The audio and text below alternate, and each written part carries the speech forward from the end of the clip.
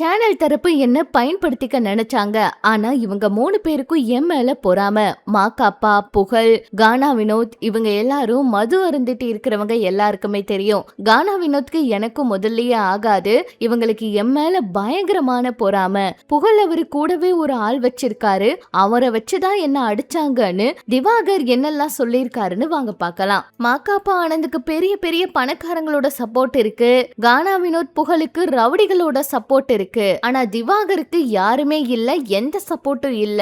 அதனாலதான் பொறாமையில அவங்க இப்படி பண்றாங்கன்னு சொல்லியிருக்காரு. அதே போல திவாகருக்கு மக்களோட சப்போர்ட் இருக்கனாலதான் கவனமா இருங்கன்னு சொல்லி என்ன அனுப்பிச்சு விட்டாங்க. அதே போல என்னோட ஃபேமிலி பத்தி தேவையில்லாம அவர் பேசினாரு.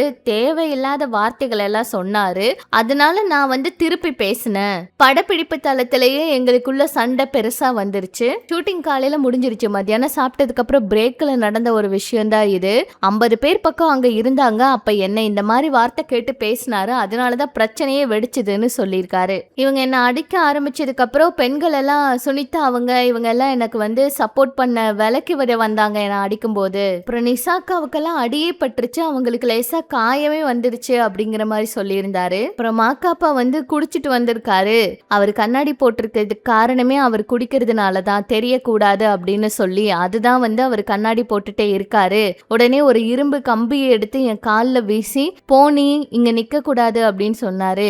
என்னோட கால்ல அப்படியே ரத்த காயமே ஆயிருச்சு அப்படின்னு திவாகர் சொல்றாரு. அவர் குடிச்சிருந்தாலும் தாய்க்கும் தாரத்துக்கும் வித்தியாசம் தெரியாதா, அறிவு வேணும்ல மாக்காப்பா அவருக்கு அப்படிங்கிற மாதிரி வார்த்தையெல்லாம் திவாகர் அவர் பேசியிருக்காரு. அதே மாதிரி நீங்கெல்லாம் திருப்பி ஒரு அடி அடிக்கவே இல்லையா அப்படிங்கிற மாதிரி ஒரு கேள்வி திவாகர் அவரை பார்த்து கேட்டிருக்காங்க. அதுக்கு அவர் என்ன சொல்லியிருக்காருன்னா, நான் அந்த இடத்துல அடிச்சா அது நல்லா இருக்காது, அது தப்பு. எனக்கு அறிவு இருக்குல்ல, நான் படிச்சிருக்கேன்ல, இந்த மாதிரி யாரையும் கை நீட்டி அடிக்க கூடாது. அதை போலீஸ் பார்த்துப்பாங்க.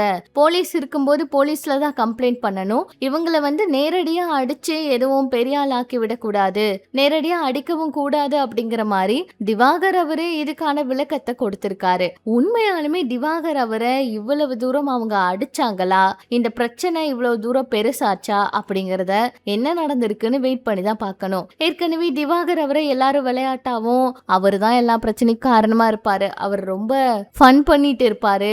அவர் பேசுறதே யாருக்கும் பிடிக்காது. இப்படிப்பட்ட விஷயங்கள் சொன்னாலுமே இவரை ஒருத்தவங்க அடிச்சிருக்காங்க, இவ்வளவு பெரிய விஷயம் நடந்திருக்கு அப்படின்னா அங்க என்ன நடந்துச்சு அப்படிங்கிற கேள்வி எல்லாருக்குமே இருக்கு.